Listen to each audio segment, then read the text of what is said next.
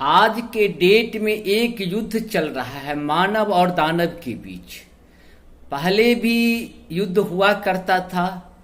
आजकल मानव और दानव, आजकल मानव जो है सो मनुष्य जो है, और दूसरा है आतंकवादी। आतंकवादी एक तरह से पूरे विश्व को जो है घेर रखा है। वो हमेशा चाहता है कि हमें एक दूसरे देश पे शासन करना है।